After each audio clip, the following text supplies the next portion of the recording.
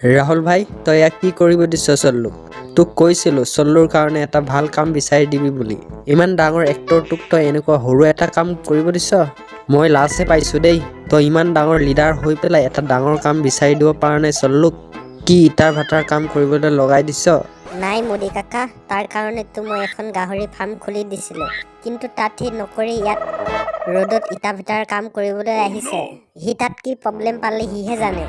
সি মোকতো ক'ব পাৰে গাহৰি ফাৰ্মত কি প্ৰব্লেম পালে। আন্দোলন এটা কৰি ঠিক কৰি দিলোঁ হয়। সি তাৰ পৰা কিয় ইয়ালৈ পলাই আহিব লাগে? তাক বিচাৰি মই ইটা ভাটা পালোঁ। তহঁতে মনে মনে থাক। মই ক'ত কাম কৰোঁ সেইটো মোৰ কথা। মোৰ ইচ্ছামতে তহঁতে মোক কাম এটা কৰিব নিদিয়। মই ৰ'দত কাম কৰিলে তহঁতৰ কি যাব? আৰু ৰাহুল তই সেয়া মোক কি গাহৰি ফাৰ্ম খুলি দিছ?